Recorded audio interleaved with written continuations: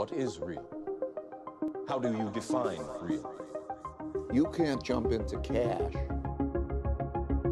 Cash is trash. What do? You get out.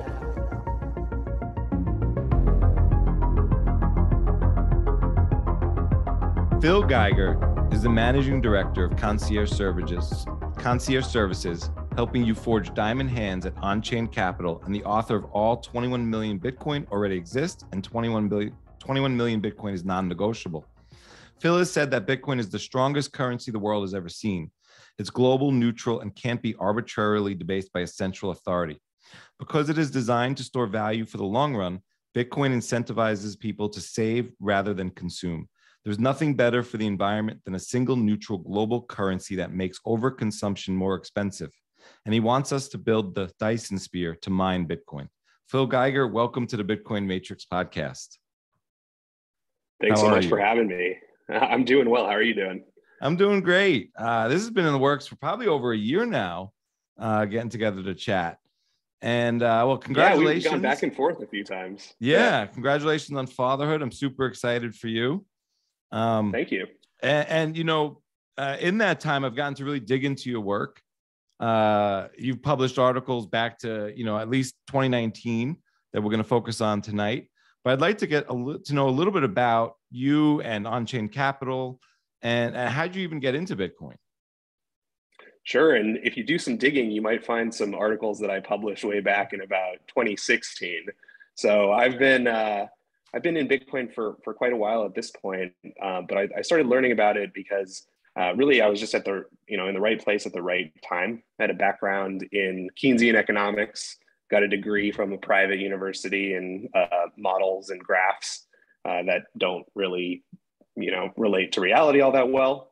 So pivoted after school, went into software implementation where I was traveling around the world configuring healthcare software. And I happened to be in Madison, Wisconsin at the end of 2014. And I was at an event at a bar called Nerd Night, which is somewhat like a TED Talk, very informal TED Talk at a bar. And a bunch of grad students were going up and giving presentations about all different topics. And one woman went up and presented the history of money, starting with the Isle of Yap and moving all the way to Bitcoin.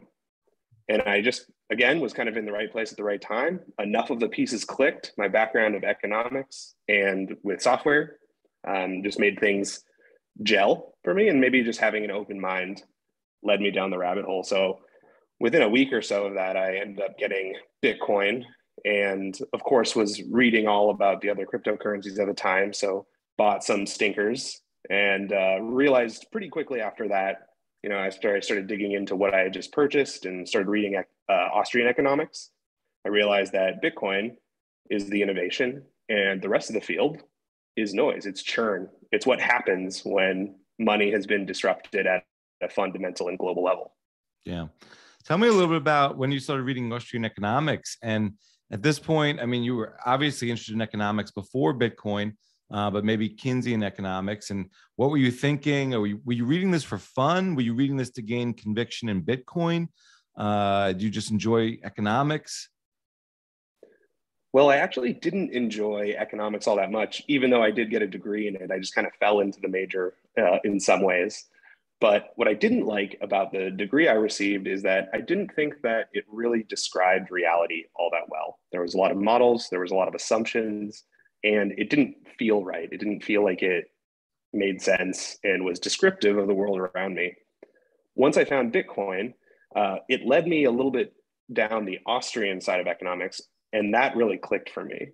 And I realized, oh no, I actually do really like economics. I just like economics that's built on sound assumptions and sound logic and makes sense for me individually. And Austrian economics is really built on truths that you can just check for yourself. Like, is X true? Yes. Then Y and Z might happen, or so on and so forth. So I started reading some Austrian economics after discovering Bitcoin and learning, Bitcoin is really it's described well by Austrian economics, and read the Bitcoin Standard when that came out. I read Mises, so Human Action, was probably my biggest reading achievement, was getting through that book. It took me 7 or 8 months, but I read the whole thing. Dabbled in some Hayek, some Rothbard, read Holzman, Ethics of Money Production, and a few others as well. So that's really what I do now when I have some free time, is pick up an Austrian economics book when I'm not reading Bitcoin books. And yeah, I really like that because I just think it does a better job of describing my view of reality. And yeah, it's also helpful for my job, of course. What I didn't cover in my introduction was how I got connected with Unchained Capital. So I learned about Bitcoin in 2014, and then was living in Europe for a few years, quit my old job during the 2017 bull run.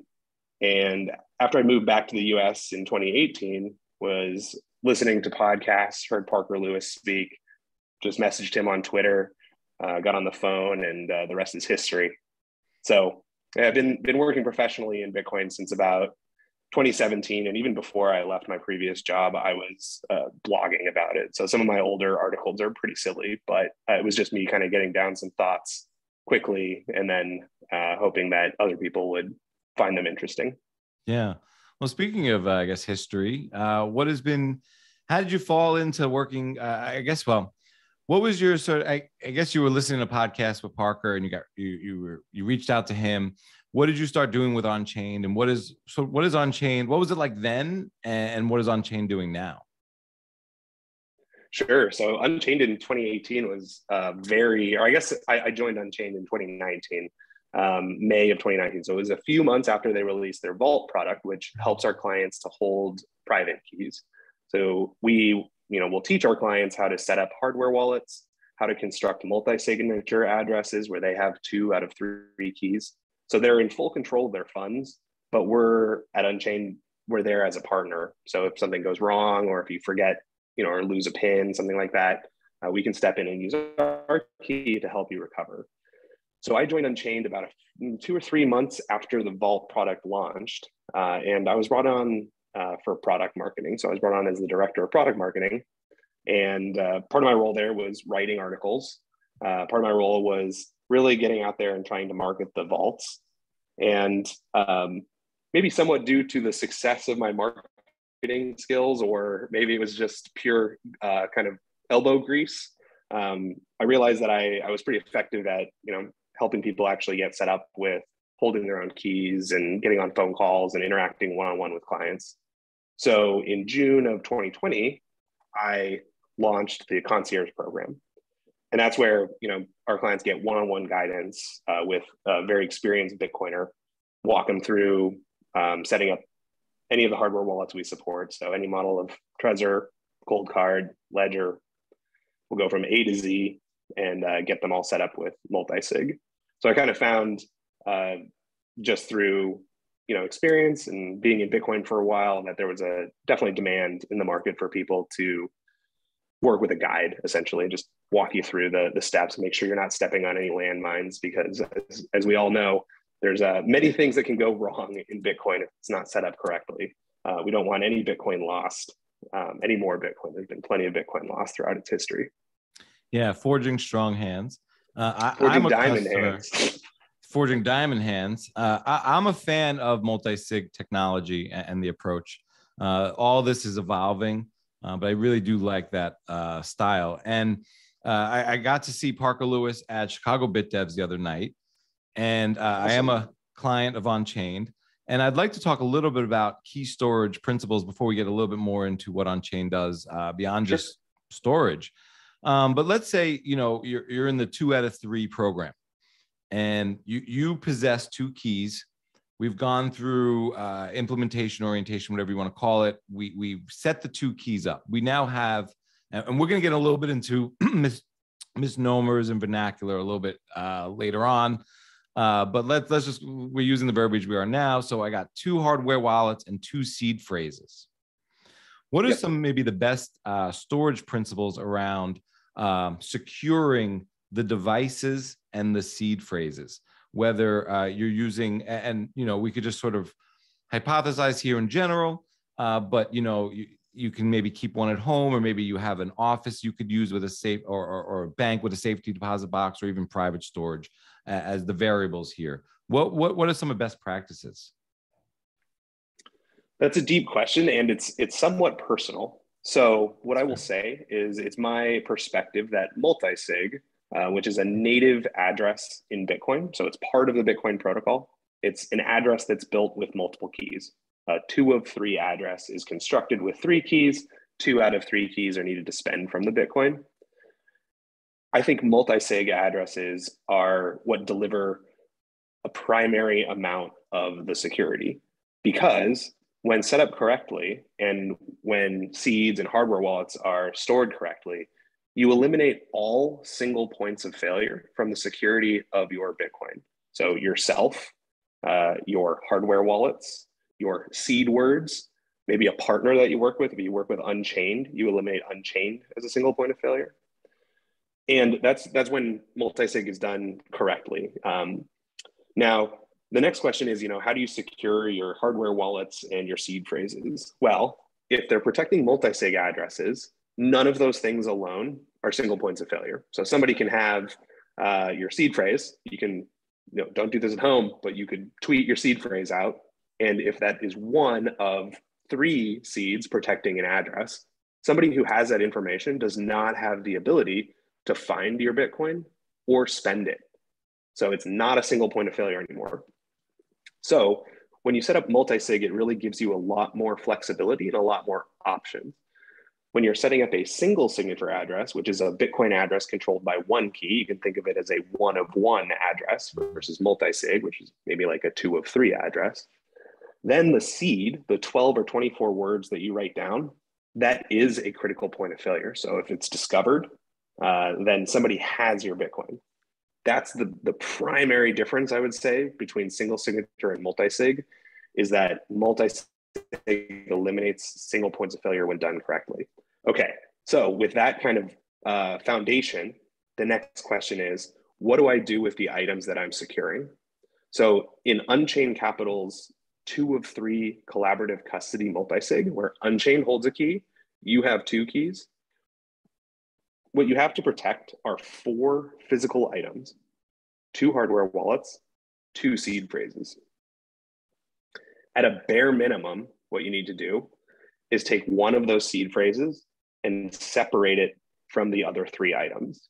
Because if even one of those items is left over, Unchained can help you recover your funds. So we can step in and sign a transaction. If you just have 1 seed phrase or 1 hardware wallet.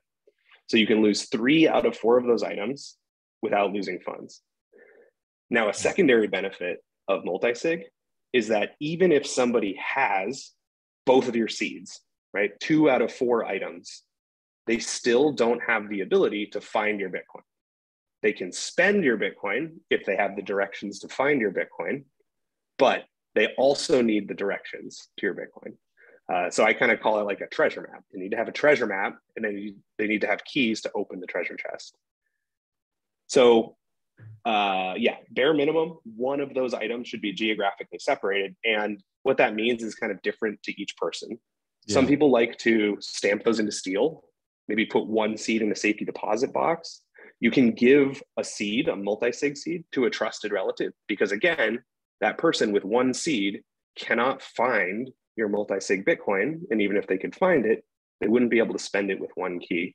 So you have a lot more flexibility with where you store those, because each item is less critical. It's still the most important thing that you're protecting is your seed phrase, but by itself, it's essentially meaningless.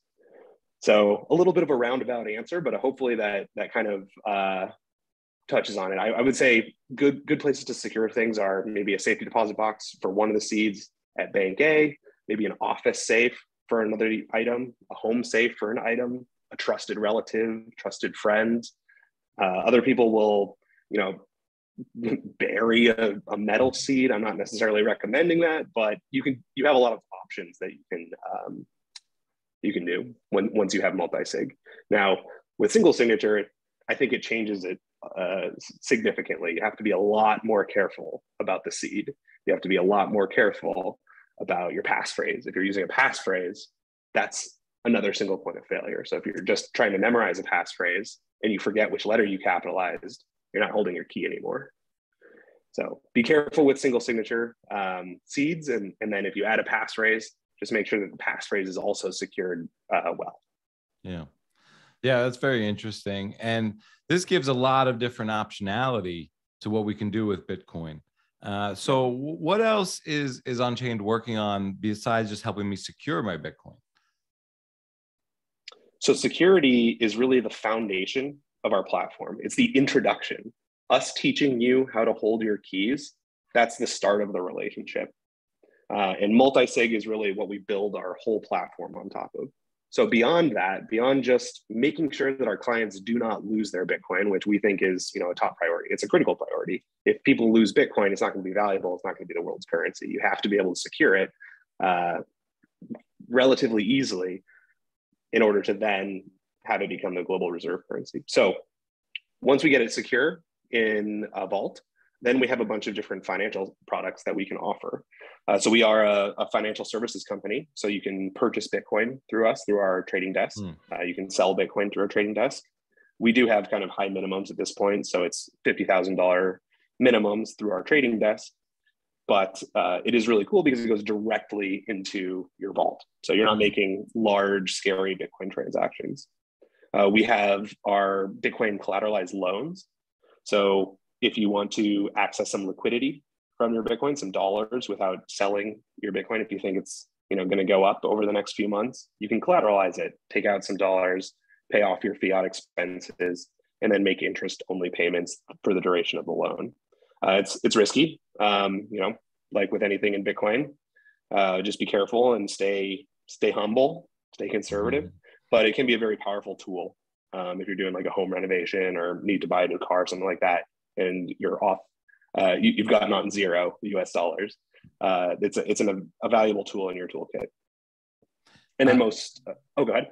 Yeah, I think you're about to get to it. I'm super excited for what Jeff Andrews working on over there.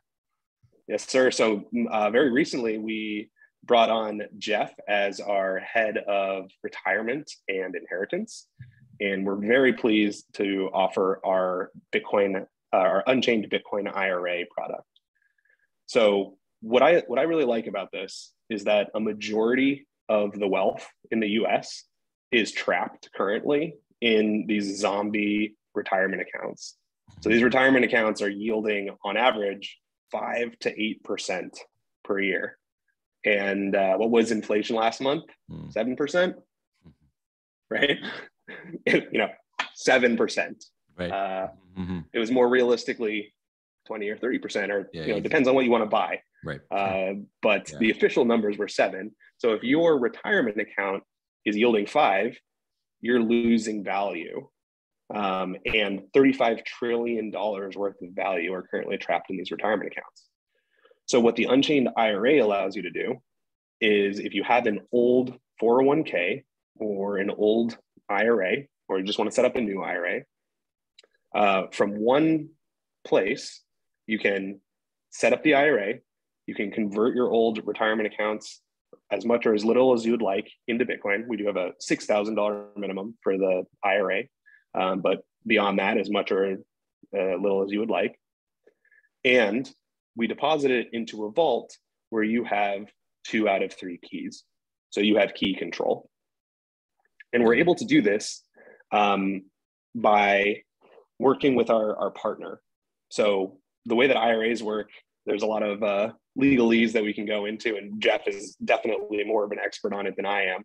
But we partner with an IRA custodian that essentially owns your IRA, and they delegate key control to you and to Unchained. So you have real Bitcoin where you're holding 2 out of 3 private keys to a multi-signature address. And yeah, just basically fill out an order form, go through our profile approval. If you have a vault with us, you can use the same hardware wallets that you've already been using. And we just build a new vault in a new kind of legal context, the IRA context. And you can start rolling over your whatever kind of IRA or 401k funds you would like. Just send it, transfer it normally. Yeah, I think that's huge. I Yeah. think just a lot of what you want to call it, liquidity or wealth or value just trapped in those. I like the way you put it to those zombie sort of systems. I mean, it really is zombie shopping.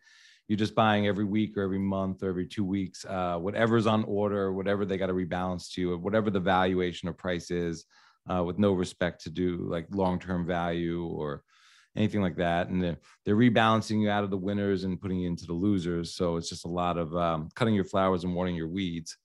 So yeah, it's a very powerful tool. Yeah, I mean, I think about Bitcoin as, it's a perfect savings vehicle because the supply is totally immutable. There's 21 million, there will never be more. And that's kind of the selling point, the main selling point of Bitcoin is that it's never going to be debased and you can send it and receive it to anyone in the world as long as you hold the keys. So it's a perfect long-term or passive savings vehicle. If you just want to lock away some value for multiple years, what's better? People treat their 401ks as savings, but what they're actually doing is investing. It's very different. And actually, Parker Lewis wrote a great article called Bitcoin is the Great Definancialization, where he breaks down the differences between investing versus saving. Highly recommend a read. But we've all been trained to save for retirement, but what we're actually doing is investing. When we have a 401k, when we have an IRA, it's going into index funds, all these, all kinds of weird stuff. So with Bitcoin, you can actually save for retirement. You just lock up the value in BTC. You have some sats, got your keys. It's in multi-sig, so you don't have any single points of failure, and you go about your day. Yeah, what's really great too is you could do it on both sides of the fence with both the Roth and the regular 401k. So you could do it with pre or post-tax dollars. It's an incredible way to plan for the future. One other way to tie into multi-sig technology is somehow you got drawn into the bet with American HODL and Peter McCormack. Yes. So, yeah, what happened there? How did you get involved? And did you ever have to sign any transactions? So we actually did 2 podcasts. How did we get involved? I think it was just over a Twitter debate about the 2020 election. So Peter McCormack wanted to make a bet about Biden winning the election. I think American HODL took Trump winning the election, and they wanted to put some Bitcoin up for a bet.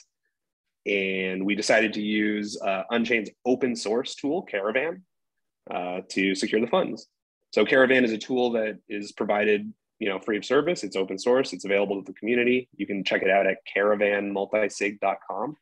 And it allows you to, first and foremost, recover from an Unchained vault in about 30 seconds if anything goes wrong with Unchained. So if you can't access your Unchained vault for any reason or your Unchained account, you can just take your recovery file, which I mentioned earlier as your kind of treasure map, take your treasure map, load it into Caravan, sign your transaction with your keys, and you're off.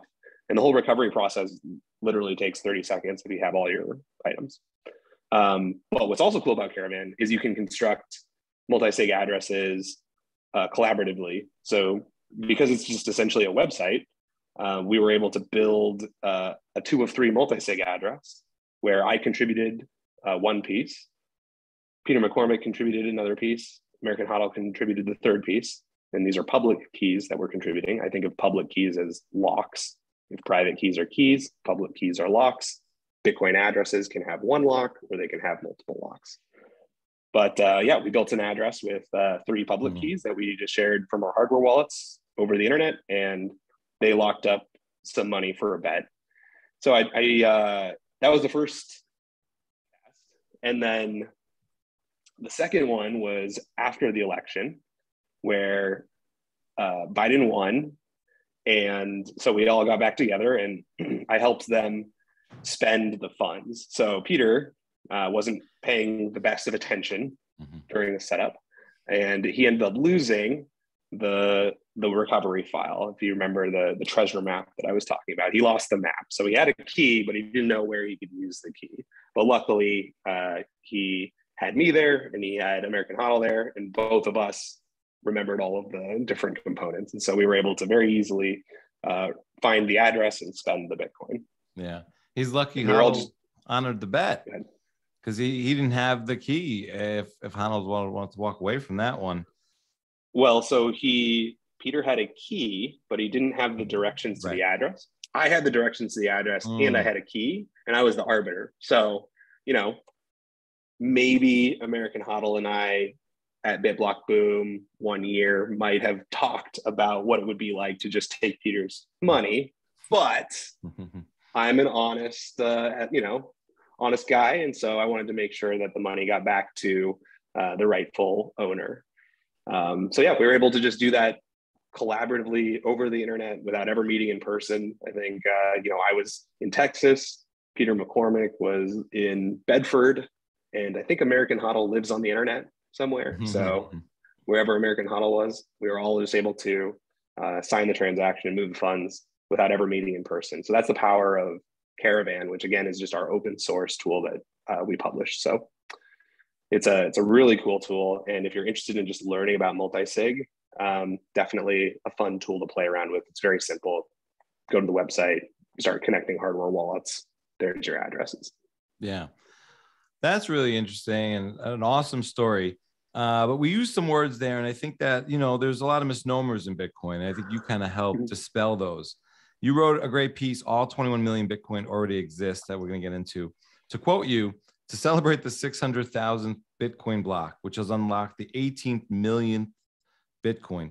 And in an effort to become increasingly fun to be around at parties, you wrote this piece exploring the idea that all 21 million Bitcoin already exist.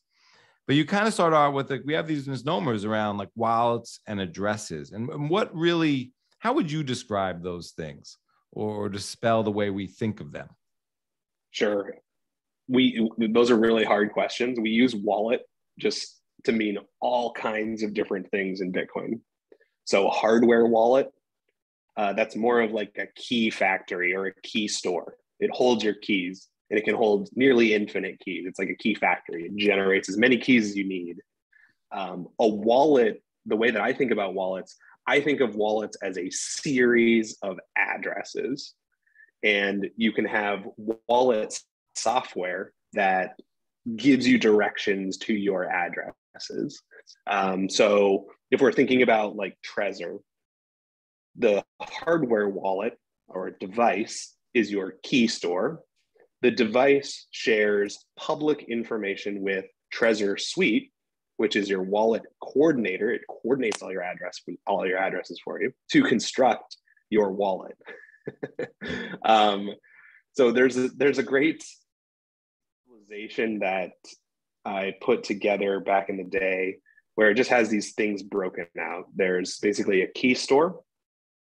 There's a wallet or address coordinator, so some sort of software, and then it gets consensus from the blockchain. There's a bunch of different components that come into play when talking about a wallet.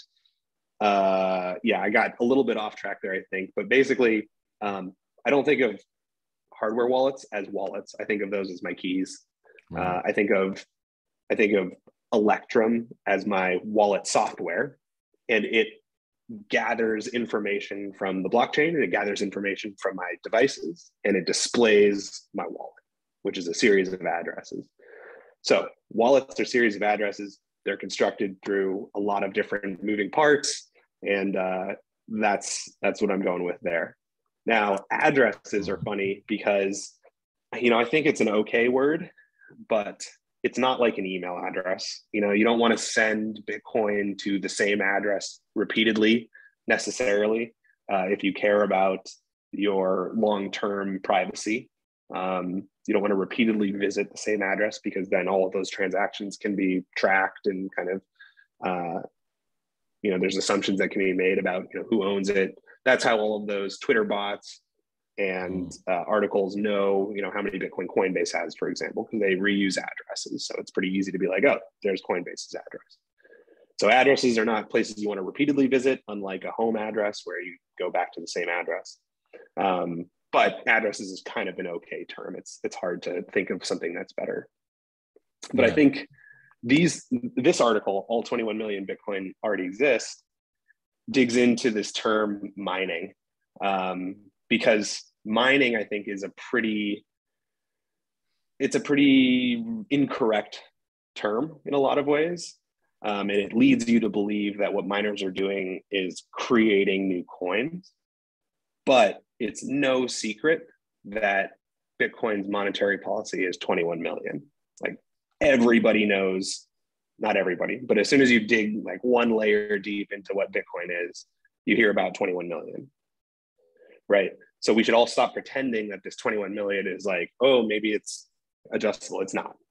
And the way that I get to that is by talking about how it's my perspective that they all exist, and what miners, the people we call miners today, what they're really doing is they're processing transactions by selling electricity to the network.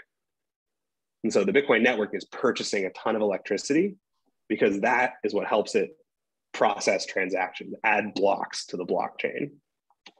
So I don't have a better name for miners, but that's kind of the basis of this article. Is I think it's much easier to think about all the Bitcoin as just being there, and they're unlocked on a fixed schedule. And in fact, we know a lot more about the upcoming blocks reward than we know about how much money people are going to be sending around at a given day. Satoshi could just dump his 1 million coins tomorrow and we would have no idea. But we do know that tomorrow 6.25 Bitcoin are released every 10 minutes or unlocked every 10 minutes. So yeah, I just kind of talk about how that's selling electricity to the network or mining is just another form of transacting. And if you're looking to set up, start mining, that's great. I wouldn't say that you're creating Bitcoin. You're helping to process Bitcoin. You're rewarded those locked Bitcoin, and then you get all the tips. So there's another article that I write about that I wrote after that one called 21 million is non-negotiable, which goes a little bit more into the security budget, because you hear a lot of altcoin marketers talking about how, well, Bitcoin's long-term security is debatable because they're using a risky model where they can't change and all this kind of BS. And the second article, it goes into more details about how none of the models that they're producing are based on good assumptions. They're all based on faulty assumptions. They're all measured in a currency that isn't Bitcoin. The Bitcoin network doesn't rely on other currencies existing to function. It relies on electricity and people holding keys and using keys to send transactions. And it relies on the difficulty adjustment to make sure that it's always profitable for somebody out there to process transactions, as long as people want to send transactions. So we would already have seen major security issues if it was ever going to be an issue, because the 21 million supply would be would have been a problem beforehand, but in reality the 21 million supply is what makes it valuable. It's the thing that is the whole reason we're here. So Bitcoin is its 21 million supply in my mind. Yeah, well, there's a lot to unpack there, and I'd love to dig deeper.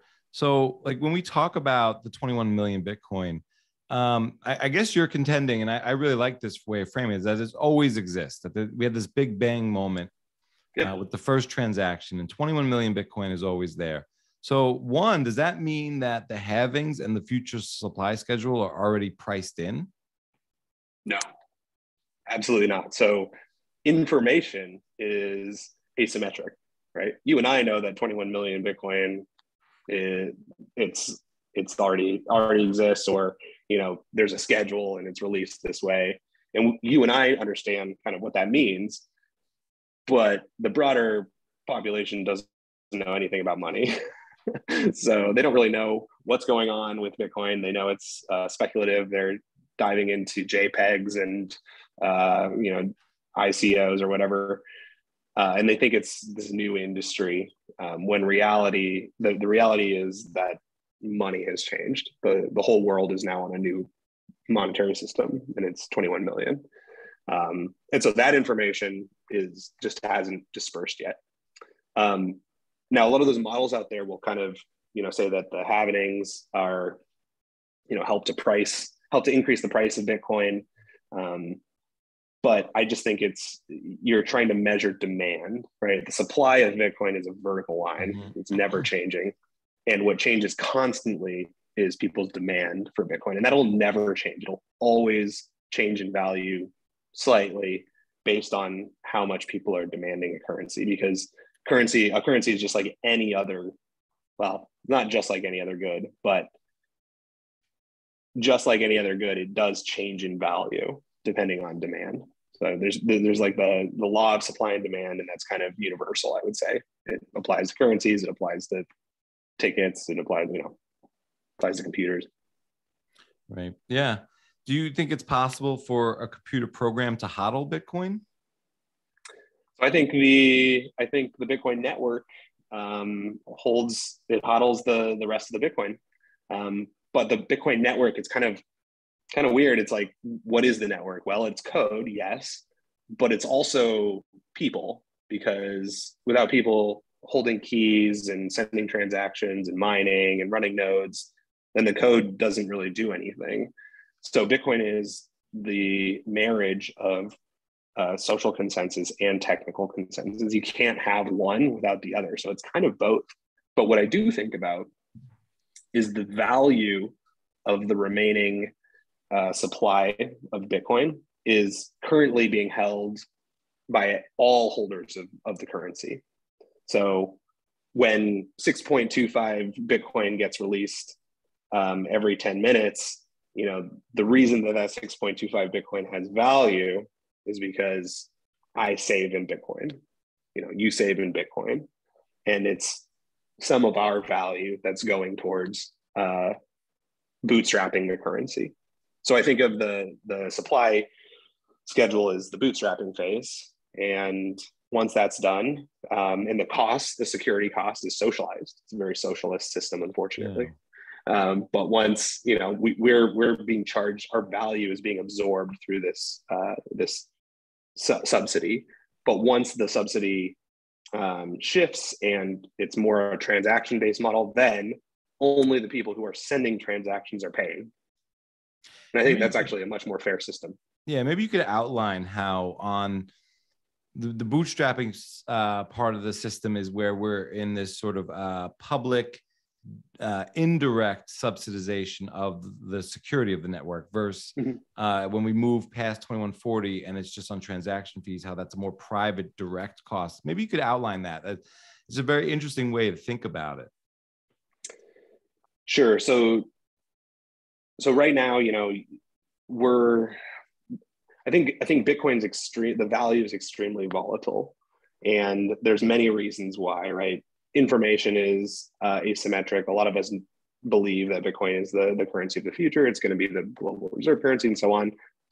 Probably more people, actually definitely more people, think that, it's a speculative tradable asset, and I'm going to trade it for dollars or yen or whatever.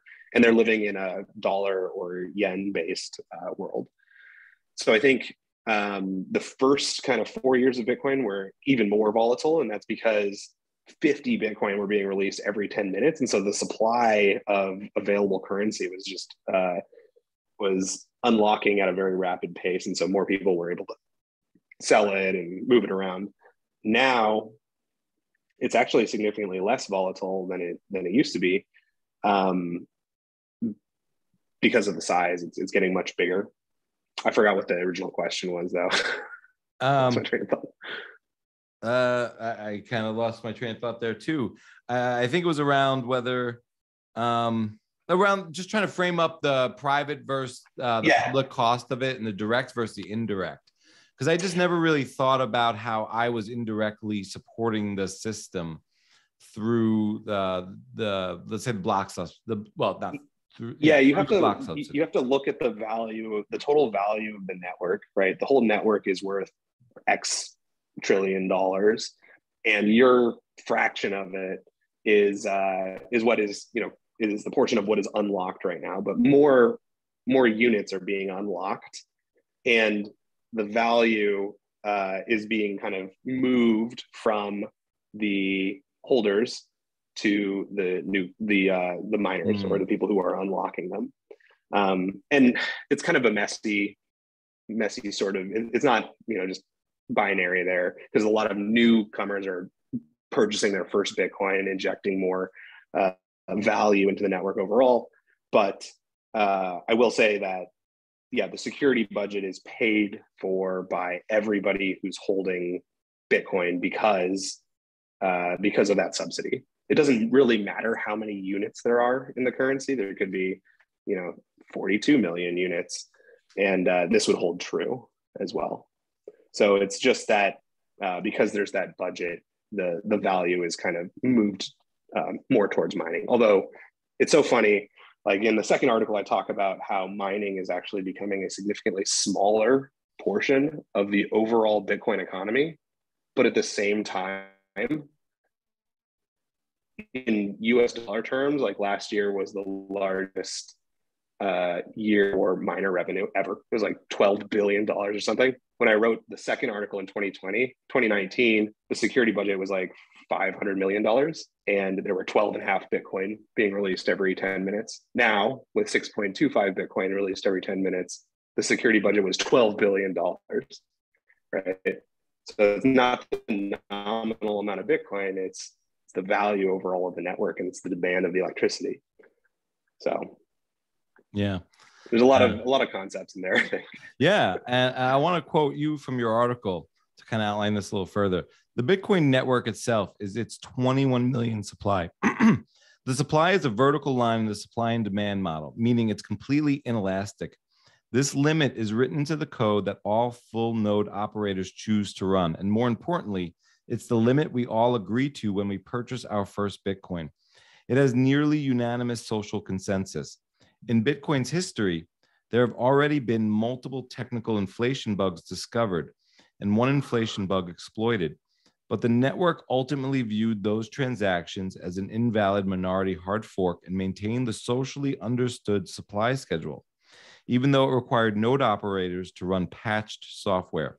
It's reasonable to expect we will see more software bugs like this in the future. And once again, the network will have to rely on social consensus. Luckily, the network's incentives are all designed around socially and technically maintaining this 21 million limit. This really struck me. One, it reminded me of my show with Phil Champagne around the Book of Satoshi and running into these inflation bugs and the urgency around fixing them. And what stuck out to me here was just around the social consensus around what we touched on in the beginning of the show, is where it meets the technical consensus. And you even sort of intimate that it could happen again in the future. And that it's all about the 21 million limit. And I really do believe that. It's really what I think strikes me the most about Bitcoin is the monetary policy more than anything else. And it's irrelevant what the number would be, if it was 19 million or 27 million or 270 million, whatever it is, or one. But the fact that it's sort of set in stone. And I think what this article really illuminates is that everyone who buys Bitcoin buys it with that in mind, that limit in mind. I think that's really important. And so I kind of want to talk a little bit about, or go back to your point though, is like, so when you talk about mining, and we, I like the idea too, where it's about selling electricity to the network. And what that illuminates to me is, maybe you could talk a little bit more about how miners don't create new supply. Sure, and maybe to touch on the previous point just a little bit, I think the social consensus aspect of Bitcoin is really, really interesting. And the best demonstration of that, in my mind, is the Bitcoin Cash fork, right? Because in the mind of the Bitcoin Cash holders, Bitcoin was supposed to have infinite block sizes, or the block size is supposed to be gigamegs or whatever. And they thought that was Bitcoin. And so they think that what consensus views as Bitcoin is a minority hard fork. So the network split, right? And we know the history, like Bitcoin Cash is dead for all intents and purposes. It's essentially worthless. Bitcoin has seen new all-time highs. So the same thing could happen. And I view, that's what I would view an inflation bug as. If an inflation bug started happening, that's not what I signed up for. So I would just run code that maintained the limit. I signed up for the 21 million limit. And because I run a full node, I can do that. I get to choose that. And what I would also do is I would have then two currencies, right? So just like Bitcoin and Bitcoin Cash, I would have Bitcoin and Bitcoin inflation. And I would run the Bitcoin software that upholds the 21 million limit. And then I would take Bitcoin inflation and I would sell it for Bitcoin. And through that action, maybe I'm wrong, but that's kind of my understanding of Bitcoin, 21 million. So that's what I would do. And that's what happened with Bitcoin Cash. We were all given keys to two different networks, and a vast majority of Bitcoin Cash holders that were Bitcoiners sold their BCH for whatever, any other currency. I sold mine for more Bitcoin. Because in my mind, Bitcoin is the 21 million hard cap. It's the limited block sizes, because the limited block sizes help to increase in decentralization. So you need to have both of those things. So yeah, I would just assume that there's going to be a horrible bug in the future. Like, obviously I hope that that doesn't happen, but just be ready for it. If there's a bug, just run the software that follows the social consensus that you understand. What I understand is 21 million and the limited block size. Yeah. Now, to the other question, it was about miners and how how they're actually selling electricity to the network and not actually creating coins. It's been really interesting to see the Houston Bitcoin meetup. So if you ever have an opportunity, you should come to the Houston Bitcoin meetup. It happens once a month. And there's a lot of energy people in the room. And it's because Bitcoin mining is, in my view, not even its own industry. It's actually a component of the energy production industry. It is a way to vent excess electricity. Anything that you're not going to be able to sell at a higher price, you mine Bitcoin with it. This allows you to build as much, capacity as you would like, produce as much electricity as you would like, and you'll always have a buyer of electricity in the Bitcoin network. You can dump as much electricity into the network as you would like, and you will be paid market rate for that because you're converting it into hashes, you're processing blocks. The block subsidy, which is in new coins, is the coins we already knew were there, but then you also get tips. So you're always going to find a market value for electricity, and this is really interesting. I mean, I think there's been a lot of discussion again. It just comes up every few months. It's like, oh, Bitcoin uses as much energy as Argentina and blah, blah, blah. And it's like, Argentina should really up their energy production game, They should start mining Bitcoin. They should build the Dyson sphere around the sun, and then any excess electricity they have, they can mine Bitcoin with it.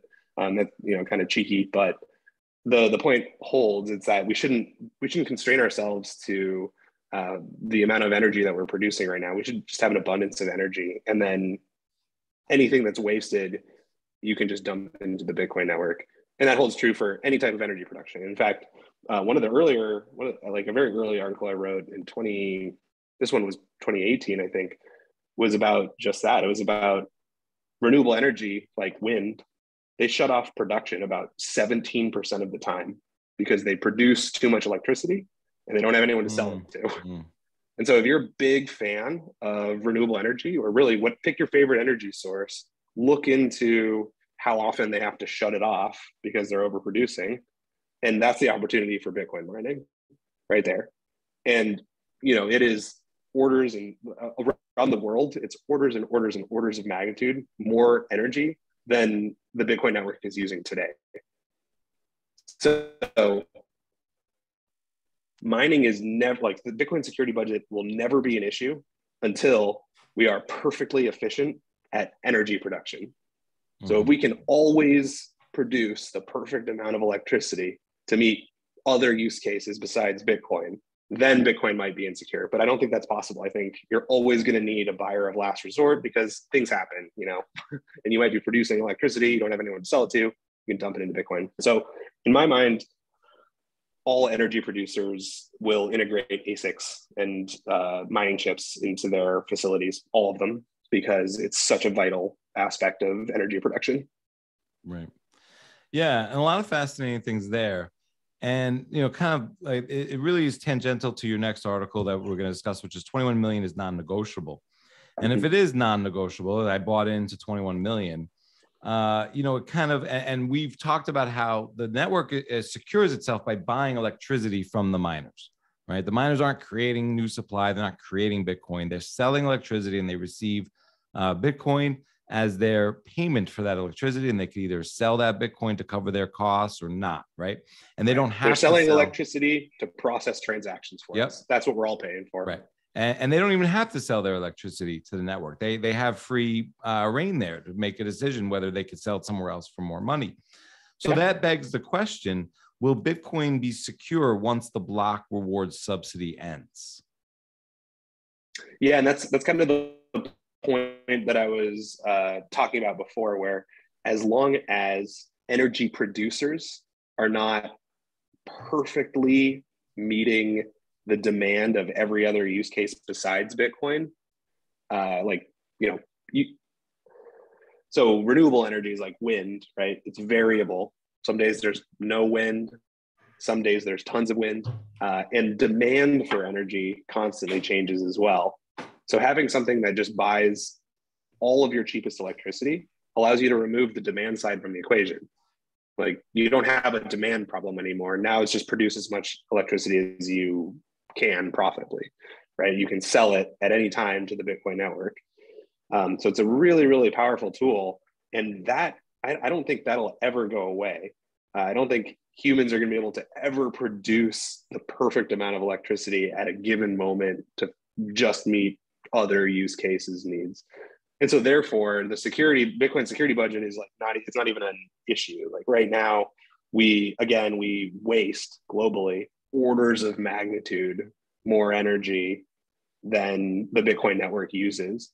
And instead of wasting that energy, we could be using that to process Bitcoin transactions, to mine Bitcoin, and make our energy producers more efficient and more profitable so that they can find cheaper ways to produce energy. Because we're never going to stop producing energy. So what we should be doing is trying to produce energy as efficiently as possible. And that's good for everybody. It's good for the environment. It's good for me. Prices go down for me. It's good for Bitcoin. It's a win-win-win. Yeah, I see that. And your article also brings up this very interesting point about how, basically, if Bitcoin is alive, keep reading the article. If it's dead, go home. And you kind of define it as Bitcoin is still alive today because some individuals subjectively deem it valuable enough to keep alive. If nobody valued Bitcoin, it would be dead. Whether or not you personally agree that Bitcoin is valuable is irrelevant. Bitcoin is alive because people find it valuable, and there are a number of ways the network is kept alive. Some Bitcoiners keep it alive by using Bitcoin as a savings technology, storing value in it. Some of those individuals run full Bitcoin nodes, meaning that they are verifying that each block of transactions follows the network consensus rules. Others write code that they hope will be run by individuals operating full nodes and storing value in Bitcoin. It's certainly the case that not everyone that stores value in Bitcoin runs a full node or writes code. And it might be the case that node operators and coders don't store value in Bitcoin. They are all contributing to keep Bitcoin alive regardless, which that kind of begs the question then, how does Bitcoin ensure that selling electricity to the network will always be profitable and productive? Well, Bitcoin has amazing. So one of Satoshi's greatest inventions or greatest breakthroughs was using what's known as the difficulty adjustment to ensure that blocks on average are found every 10 minutes. So this is pretty incredible. And last year, actually, I think, or was it 2019 or 2020? I don't even know anymore. But when China banned Bitcoin mining, we saw this in action. It was a significant percentage of Bitcoin security, like 40% or something crazy, was just shut off. And let's look around. Is Bitcoin still here? Is it still secure? Yeah. Like in a given day, 40% of the miners, of the people contributing or selling electricity, can just shut off selling electricity to the network. And the network's going to be okay because the difficulty adjustment, so blocks might be found a little bit slower, maybe 12 minutes, 15 minutes on average for a period of time, 2016 blocks. But after that, the difficulty adjustment will look at that amount of time and say, oh, I was off by 10%. So let's reduce the difficulty of mining by 10% so that the next 2 weeks worth of blocks are found every 10 minutes. So this is how Bitcoin can weather extreme shocks to its mining and to its security. And it's fine because we have the difficulty adjustment. The difficulty adjustment kicks in, blocks are going to be maybe slower or faster for a period of time. I think on average for Bitcoin's history, blocks have actually been found a little bit faster than 10 minutes. It's like 8 or 9 minutes, something like that, because there's so much demand, right? And so the difficulty adjustment can't even keep up with the amount of security. But because we have the difficulty adjustment, we don't have to worry about it. Like, as long as people value Bitcoin and are sending Bitcoin transactions, there's really a few things to key in on. Do people still value it? Do they still send transactions? If those two things are true, the difficulty adjustment and security budget are going to take care of itself. I mean, if people stop valuing Bitcoin and everybody just, stops caring about sound money and a money that can't be debased, then it doesn't matter if Bitcoin doesn't have a security budget, because we don't care about it, right? Mm-hmm. But as long as it matters, as long as we're saving it and storing value and demanding electricity, demanding 10-minute block times, the difficulty adjustment makes sure that Bitcoin will always be secure. Yeah. Yeah, it's a really great way to put it. And it's such a clever way that Satoshi solved that issue, and such an invention for humanity, actually. But, I mean, with the way things are going, with no rally in sight, shouldn't Bitcoin consider loosening the monetary policy? Yeah, it's a good question. Shouldn't the monetary policy governors do something? Bitcoin, as Nick Carter says, bites the bullet. Bitcoin takes the hard route. We trade short-term volatility for long-term stability and security. And this is personal. If you feel like, I can't weather the storm anymore, sell your Bitcoin. You can convert it into any currency in the world. You can convert it into JPEGs and all kinds of crazy stuff. And there's going to be somebody out there who's willing to take your Bitcoin off of your hands for you, as someone with maybe a little bit stronger hands than yours. Yeah. It's there's no, the monetary policy governors is 21 million. Like, that's it. That's the monetary policy. There's nobody. You can go scream, out into the wind that you wish that it was different, and it's just not going to happen because there's too many crazies out there that are demanding 21 million. Yeah. I like the way you put it. First, you wrote, no number go bigger equal everybody go bigger happy. Might be a phrase uttered by an altcoin marketer, Nobel Prize winning economist, Paul Krugman, or president of a Federal Reserve branch. You also went on to write, unfortunately, introducing monetary inflation can't make anybody bigger happy. Be bigger happy, except for those with the power to print currency and their closest friends, thanks to the Cantillon effect. The Cantillon effect describes how the knowledge of a currency's debasement spreads throughout society unequally, granting an advantage to those with the power to print money and causing economic hardships for those furthest away from the printers. Currency is non-productive. It isn't a company. Having more total supply just means that each individual unit is worth less, and value is transferred from those who hold the currency to those who create more units and distribute them before the rest of the population understands that their savings have been debased. So where does a currency's utility come from? So in my mind, so money solves the age-old problem of the double coincidence of wants. If I produce apples and you produce cows and we want to make a trade, but we don't necessarily want what each other produces, we can use a token. We can use money to facilitate that trade. And money is just a tool. It's a tool to store and communicate value. And just like with any tool that humans have created or discovered or invented, there are different properties that make it better or worse at its job. Some of the biggest properties are scarcity, transferability, divisibility, fungibility. There's a few others.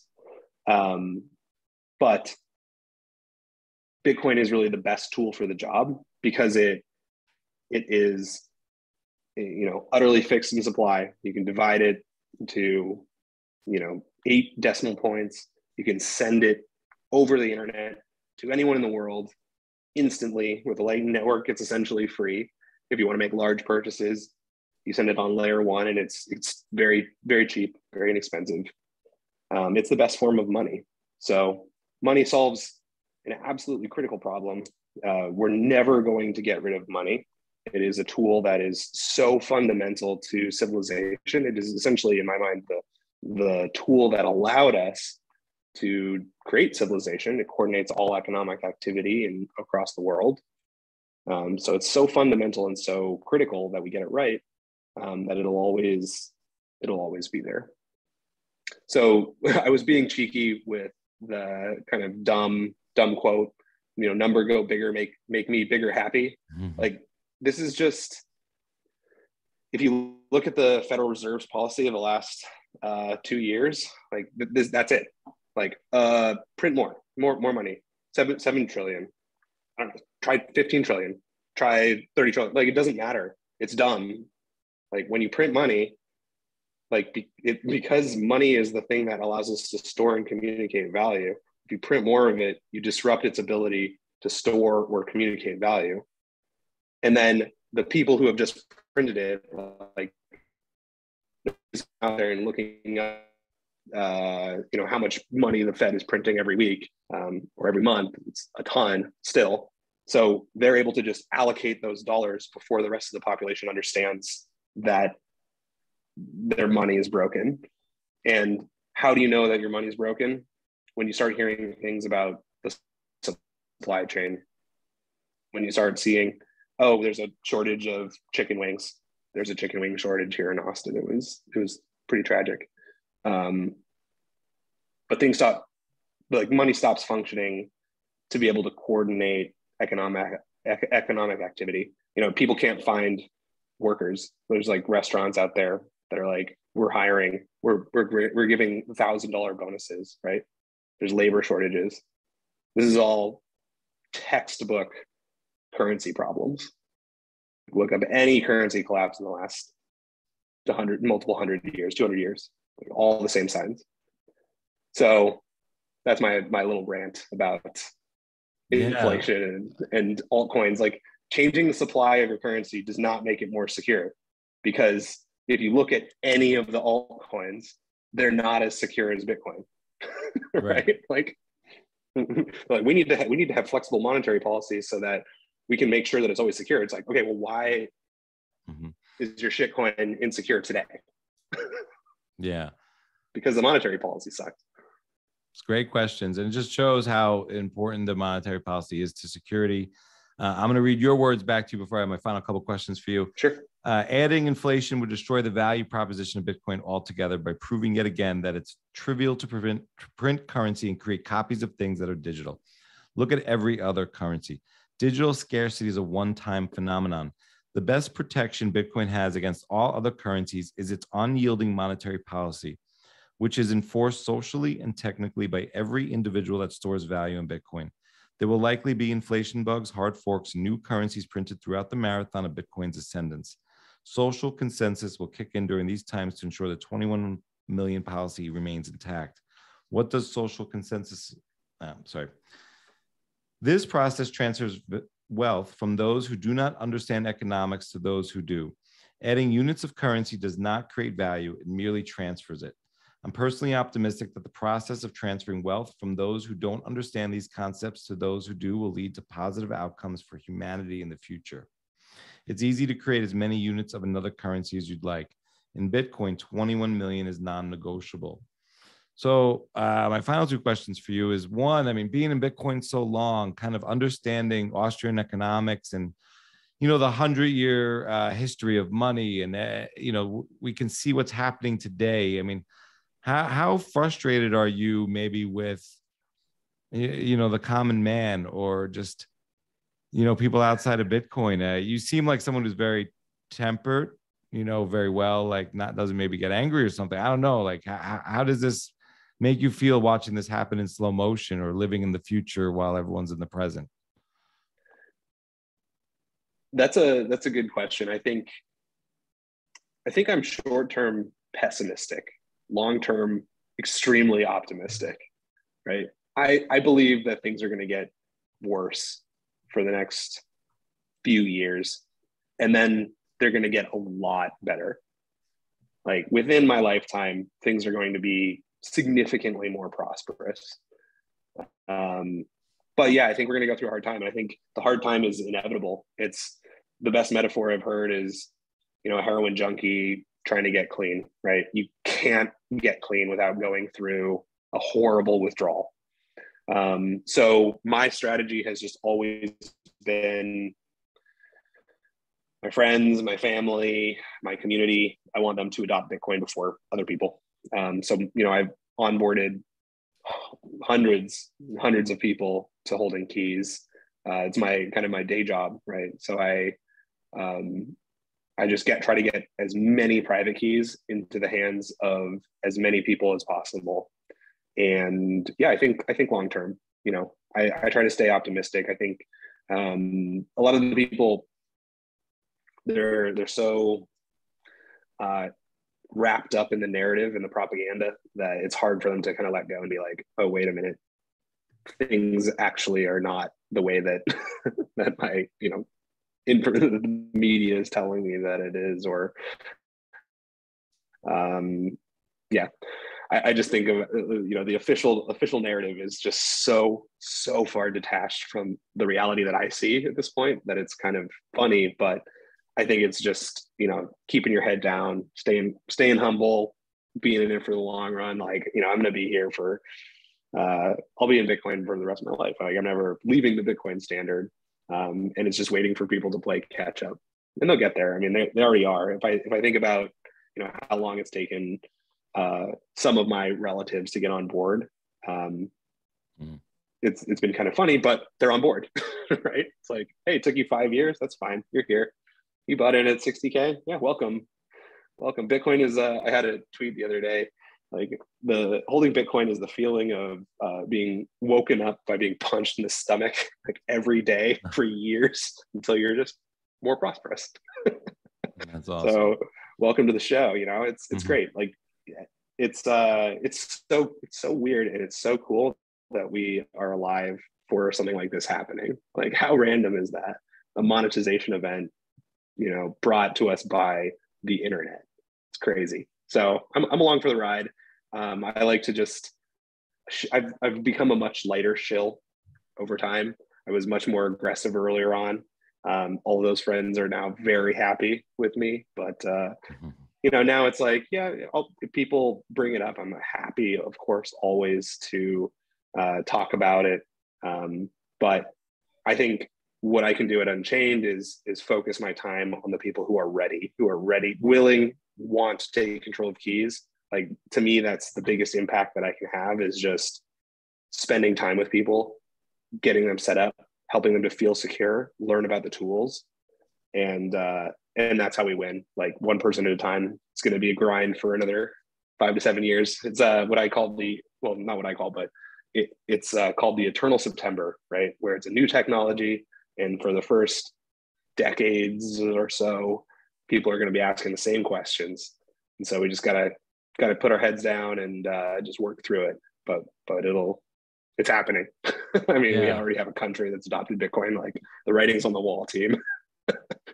I hear you. I definitely share a lot of your opinions there. My final question then is around a little more optimistic note. And what is this Dyson sphere that we're going to use to mine the Bitcoin? And is that going to happen in our lifetimes?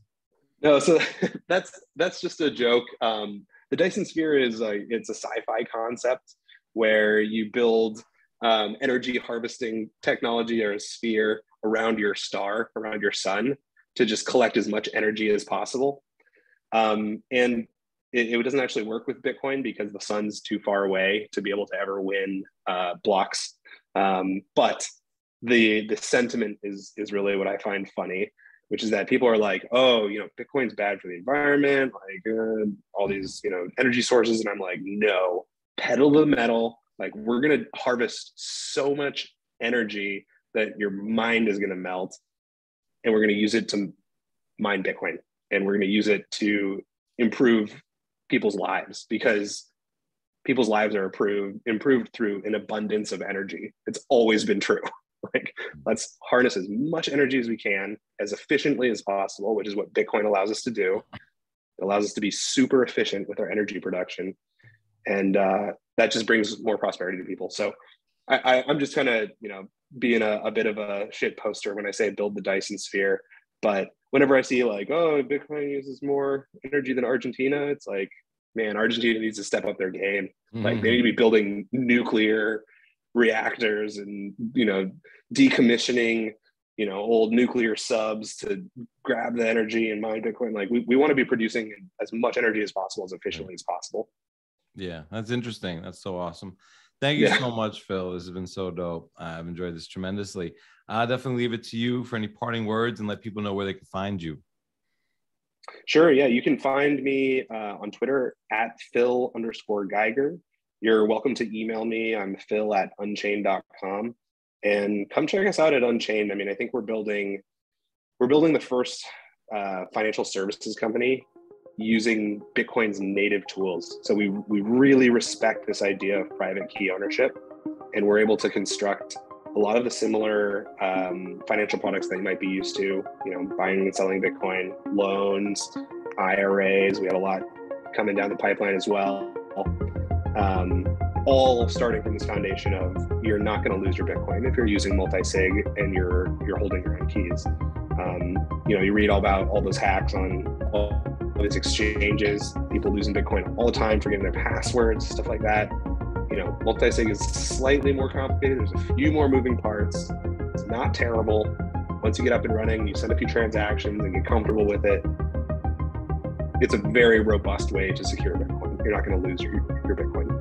So come check us out. We'll walk you through the whole process. My team in particular walks people through setting up hardware wallets, holding your own keys, moving funds from Coinbase or an exchange or wherever. We're happy to help you move it into your own control. And so we focus a lot on security, education, and then long-term financial products, because we view our clients as multi-generational clients. We're here for the long term. Yeah, Bitcoin is generational wealth, and can't really do that without multi-generations. So that's right. Yeah, man, this has been so dope. Thank you so much, Phil. Yeah, Cedric, thanks for having me.